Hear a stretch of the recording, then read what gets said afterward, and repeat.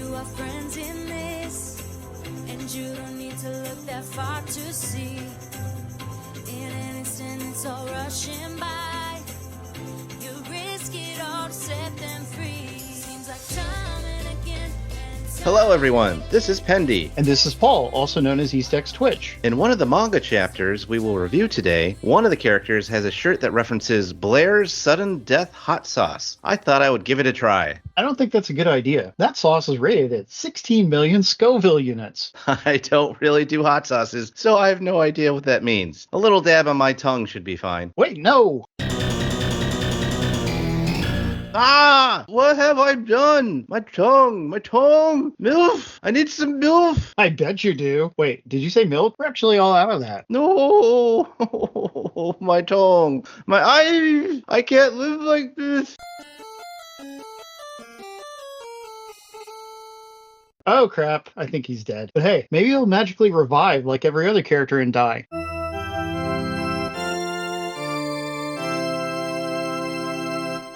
Oh, wow. Whew, that was a close one. Thank the goddess my immortality skill kicked in. And now I also have this wonderful head of long silver hair for some reason. It's a good look for you, dude. All right, folks. Somehow Pendy has returned, and somehow I'll now welcome everyone to Alltrades DQ Media Abbey, a Slime Time podcast spinoff where we review various Dragon Quest media, including manga and anime. We are currently reviewing the 2020 Dragon Quest The Adventure of Dai anime and the Dragon Quest X tie-in manga, Rooming with a Gamer Gal. We'll start with Dai first, so let's strash it up. We watched episode 78, The Survivor from Hell, and in this episode, we return to the confrontation between Crocodile and Zaboera, whose superior being zombie was destroyed last time. Zaboera begs Crocodile for mercy and promises never to help the Dark Army again. He then tries to scratch Crocodile with his poisonous nails, the little jerk. Crocodile sees through this deception and, after pinning him down with his axe, kills Zaboera with a ball of energy to the head. Next, Him makes a surprise return from the dead. After Him's previous fight with Yunkel, he fell from the palace to the ground. Somehow, he has now come back from his dying state. Verd's monsters that had been harassing Yunkel turn on Him and try to take him out. In his anger, Him suddenly grows a head of silver hair, very similar to Hadlar's. Him proceeds to take out the offending monsters with his strength and aura power, a power that would have been impossible for Him to have when he was only a dark magic puppet. The pawn then unleashes his newfound power on Yunkel. Poor Yunkel, who is somewhat worn out already, can't move fast enough to avoid Him's opening blow. Meanwhile, down in the valley, Chu volunteers 3 Flying Beast King commandos to carry 3 fighters up to Vern Palace as reinforcements. Chu nominates Crocodile, Mr. Beast, who is Chu and Mom's martial arts master, and himself for the mission. They fly up to the outskirts of the palace and start to make their way towards the main building. Back with Yunkel and Him, Yunkel is unable to move and feels his life force slipping away. In this state, he's inspired by Yvonne's teachings to find more strength within himself to keep going. The episode ends with Yunkel and Him squaring up to fight each other. This episode is exactly what I was hoping for when Yunkel was fighting the monsters before. Unlike before, there is some great action here with him fighting with his new powers, taking out all these monsters. It's well animated and very enjoyable. There are some very good character moments here too in this episode.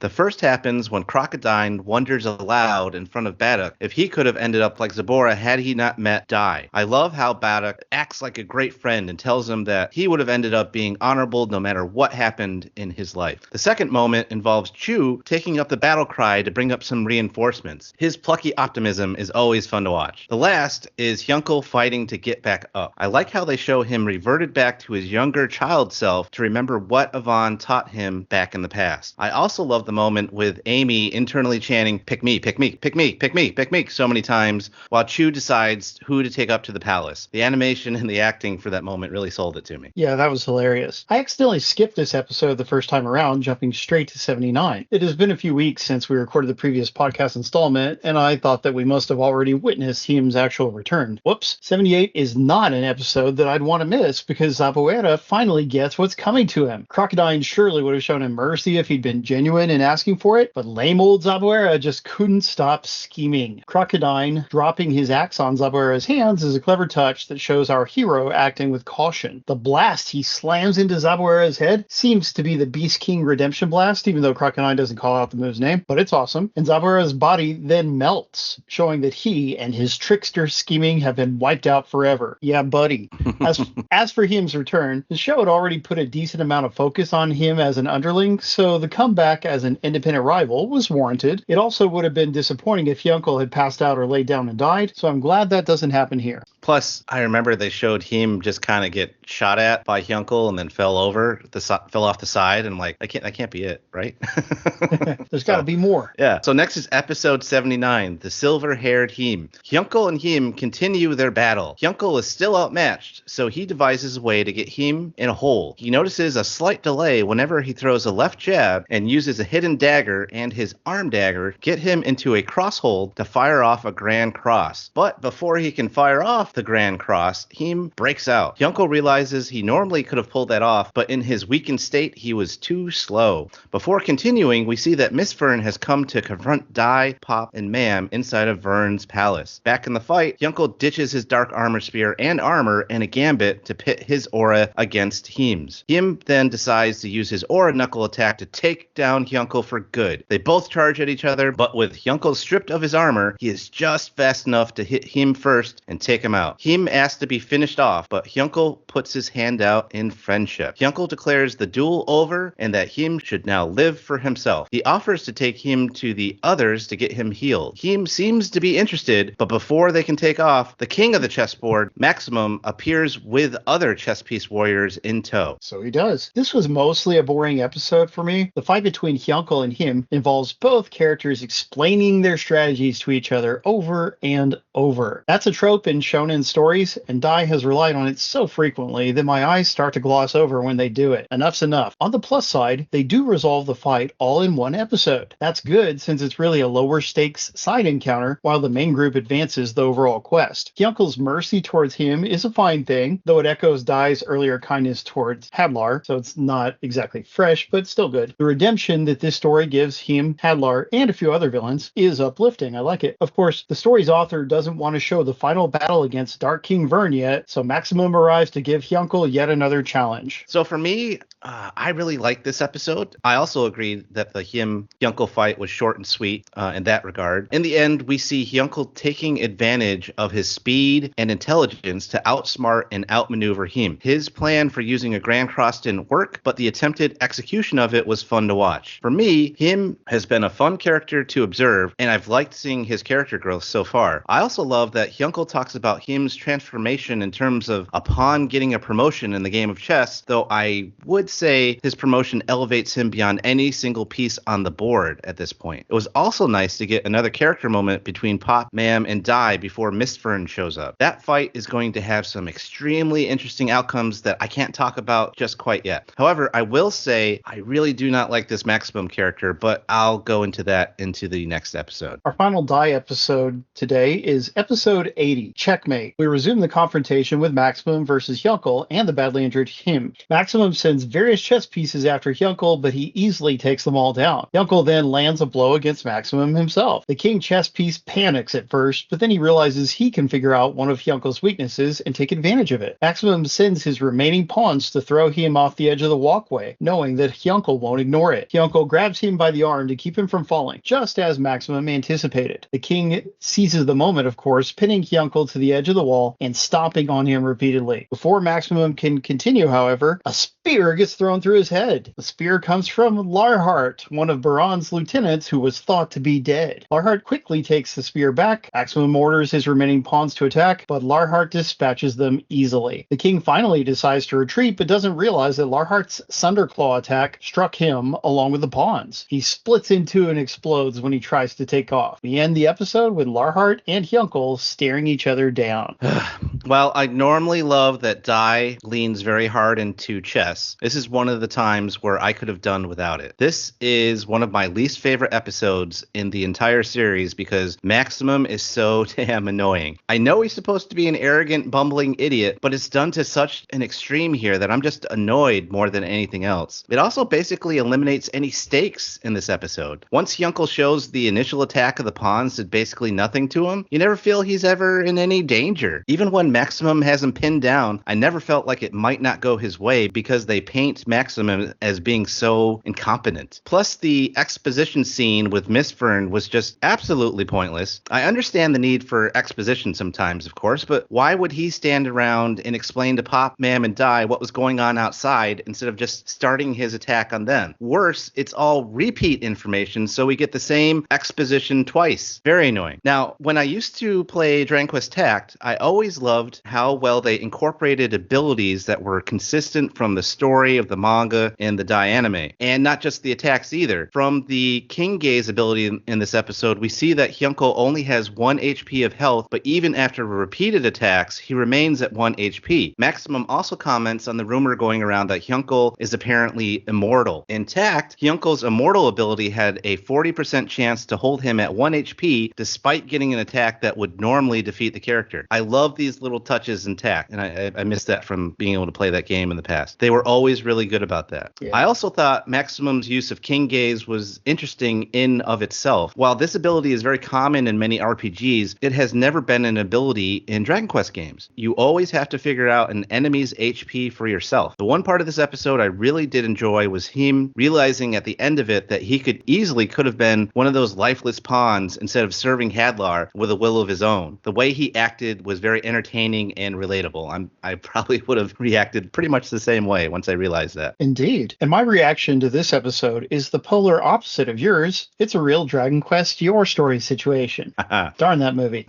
I like that Maximum is an overconfident blowhard. His design is decently cool, and it leads to half of his mustache getting destroyed, which is a humorous look. Should the king chess piece be more threatening than the rest of them instead of less threatening? Probably. But Hyunko has just come through a high-stakes battle in the previous episode, so I'm okay with a more lighthearted battle as a follow-up. I don't really buy that Hyunko can destroy Orichalcum enemies just by sneezing now, because that's what it's like. Yeah. But even that sort of power jump is a shonen trope. The integration of Hyunko's HP that you mentioned and his power to avoid dying is definitely fun. You know, maybe Hyunko should be a little more injured if he only has 1 HP left, though, because the implication is that any blow could finish him off, right? Like you kick him in the leg and he could die from it. Mm-hmm. So I see 1 HP as more of a near coma situation. Hyunko, on the other hand, is still standing and doing things even if he can't fight anymore. Shouldn't someone who can stand be at like 10 HP, not 1? That's mostly nitpicking on my part, but whatever. I mean, that's what they get for bringing numerical values into the situation. Anyway, Lionheart's arrival is just the coolest. You can't get a much more memorable entrance than throwing a spear through someone's head. What a fun moment. Maximum had certainly earned the whooping that he gets, too. Lionheart isn't a character that I was pining for 50 episodes later in the series, because yes, it's been that long, but it's still cool to have him back. 1 HP, 10 HP, whatever, nerd.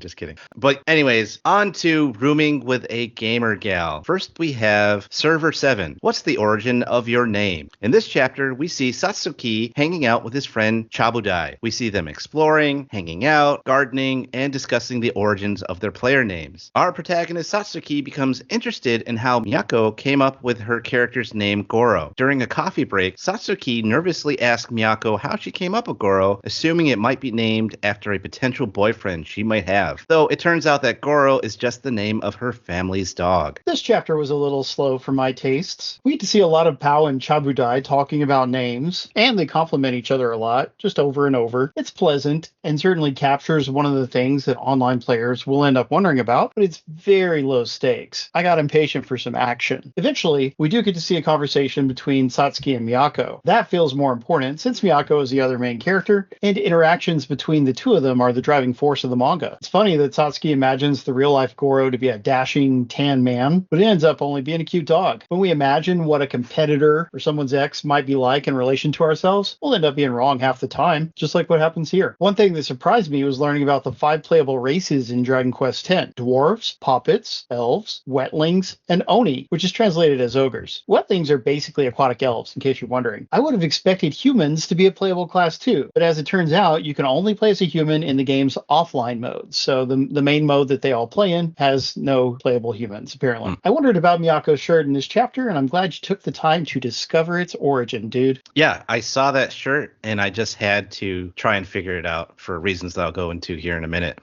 This was a fun chapter, seeing more of what a typical day of what Sasuke does in Dragon Quest X. Not really really doing any real questing or fighting, just hanging out with a friend, scouting locations to take pictures, enjoying hanging out at someone's residence, and, doing some light gardening. Very low-key fun, which is what Sasaki likes to do a lot of the time in this game. We also get some tidbits on how the game works with choosing classes, naming your character, and even how team quests work. Those seem like a lot of fun. It reminded me of enjoying the guild quest we got to do when we played Dragon Quest Tact back in the day. Of course, Sasaki makes more silly assumptions about Miyako. In this case, where she got her character's name Goro from. He assumes, she can't be into manga or anime. And of course, Sasaki feels foolish when he finds out that the name came from the family dog. It's also interesting that they used a real picture of a dog. Now, I'm wondering if the author did that because it's their actual pet, or maybe it's a family pet like it is for Goro in the manga. I mean, that's my guess, or maybe just for comedic effect. I don't know. Who knows? I was also interested to see if Miyako's shirt in this chapter actually referenced something, or if it was just some random English words pieced together like you see in Asian fashion sometimes. Sudden Death 16 million reserve is written on her shirt. Turns out that seems to be based off a real hot sauce called Blair's Sudden Death Hot Sauce with ginseng in it that has a 16 million Scoville unit score, which apparently is amazingly spicy. Like in the opening that we were joking about, I actually really don't know much about hot sauce, so I just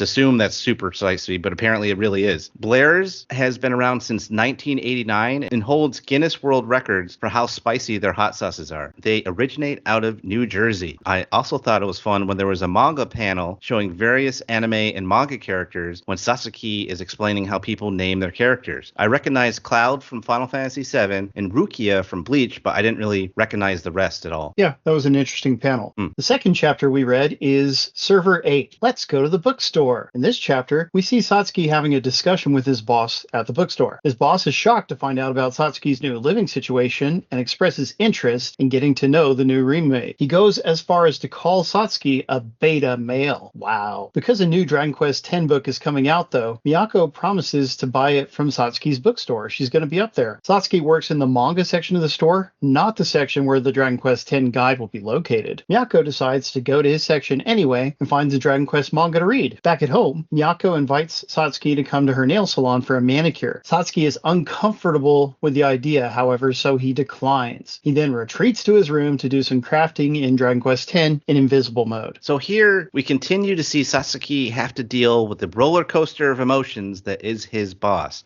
For me, the boss comes off as quite an annoying character here. And I also abhor the whole alpha beta male idea. It's such a dumb construct made up for male society. Anyone that I've ever seen that claims to be an alpha male, is usually just a horrible person who's incredibly full of themselves, to say the least. True. Anyway, it was interesting to see that Sasaki works at an anime store. It is a popular anime goods store in Japan. They have all sorts of goods related to mostly anime and manga, but also video games too. They even have some locations with anime-style cafes. I've been to some of them in the past, even in Osaka where this manga takes place. There are many anime locations in Osaka, but it's fun to imagine that he might work in Denden Town, the Akihabara of Osaka, a section of the city filled with anime, manga, and game stores. I was able to visit that area the last time I went to Osaka during my Dragon Quest Island trip. Also, for listeners who aren't familiar with Japanese stores like this, the big stores are usually multi-story and split into different sections, and each section has its own checkout area. So we see that Sasaki works in the manga section. If Miyako bought the Dragon Quest X book that she talks about wanting to buy, it would have been in the gaming section on a different floor, as they point out. That said, I have seen it where you can have the cashier on one section bring your items to another section while you continue to browse from floor to floor. I also think it's fun that Miyako buys an Emblem of Roto manga. Yeah, Emblem of Roto is a long-running and popular Dragon Quest manga that takes place in the timeline of the Roto trilogy, or Erdrick, as it has been localized in English. The first series ran from 1991 to 1997. A sequel series ran from 2004 to 2020. The book Miyako buys is volume 1 from the sequel series. You can see that it has the same cover if you look it up. She mentions that she read the original series with her brother growing up. Now back to the story of this chapter, I personally think it's lame that Sasaki declines Miyako's offer to get a manicure. You can see he has a long way to go for his character to be more mature. Personally, I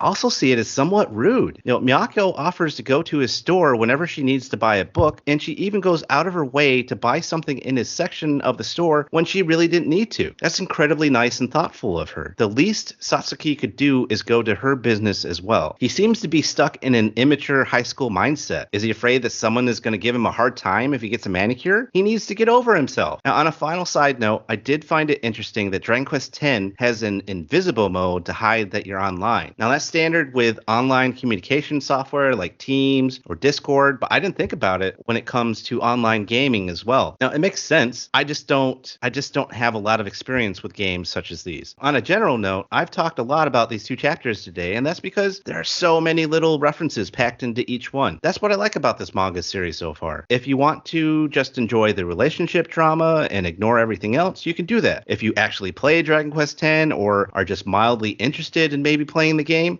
this manga has those references and can teach you about the game here and there. And if you like hunting for all the Dragon Quest and other references, you can have fun with that too. It's been a fun ride so far reading this manga. Indeed it has. And the invisible mode thing makes a lot of sense because Japanese gamers are notoriously shy. They often don't like voice chat. They don't like to be forced into online multiplayer situations. So yeah, it makes sense that they're going to allow you to be hidden if you want to be. This was a more interesting chapter for me, even if it ends on a downer. The discussion between Satsuki and his boss is realistic and funny at the same time. Most of us have probably had coworkers with whom we're forced to endure conversations, whether or not we like the other person. As a nerdier guy, I would imagine that could have happened to you a lot in the military, for instance. Oh, you'd be surprised. There are certain jobs where you can actually get a lot of nerdy guys in the military, especially if you work in like IT or like the last 3 years I was in Intel. Just nerds abound.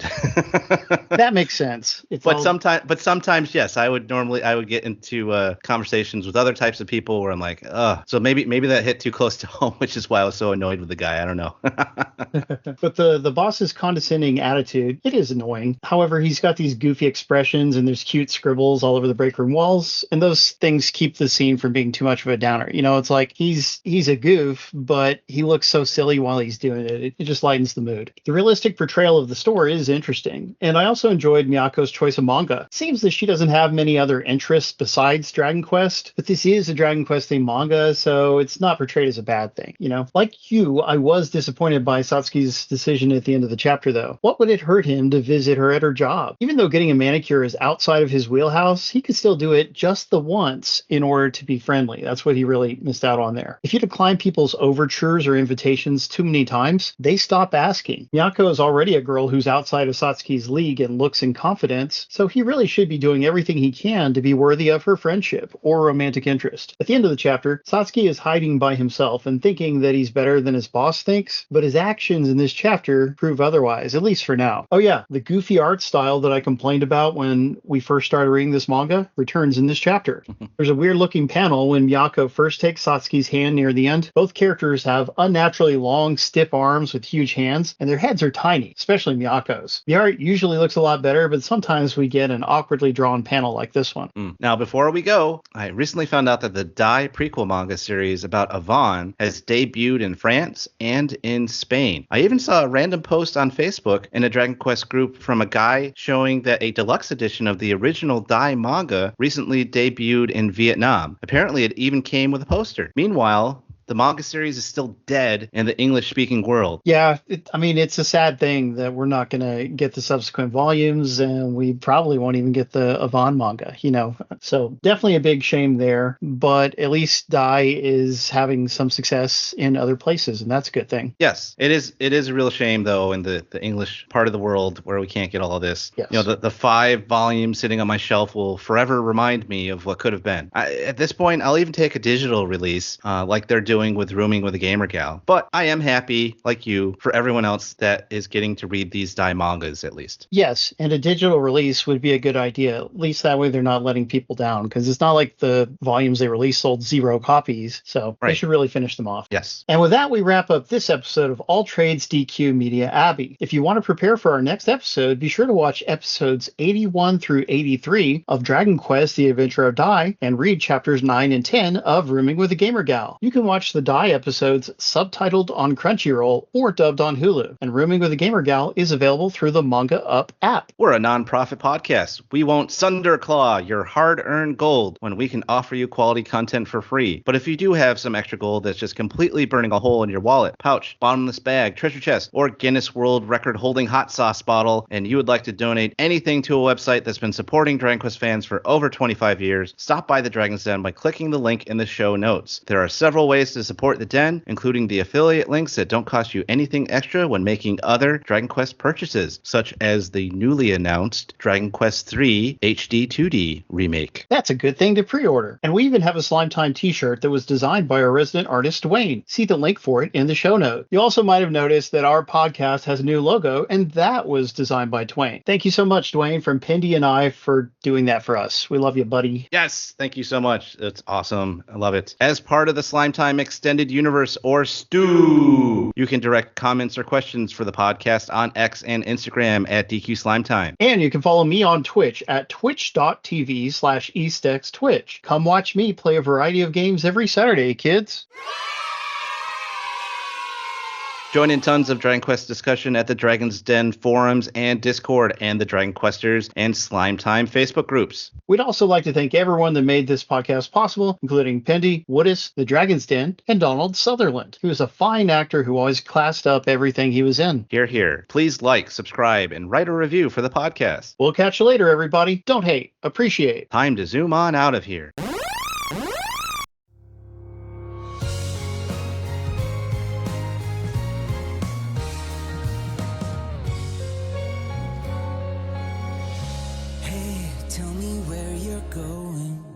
When you go off alone, sometimes all a friend can do is wait and watch for you to come back home. Hey, tell me where you're going when you go off alone. Oh, this was a story based on honesty and courage from the start. We're together, I thought we could make it work.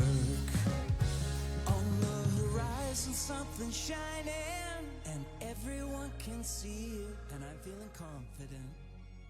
It must be what we've been. This is slime time! General Flazzard here! Beware my five-finger flares!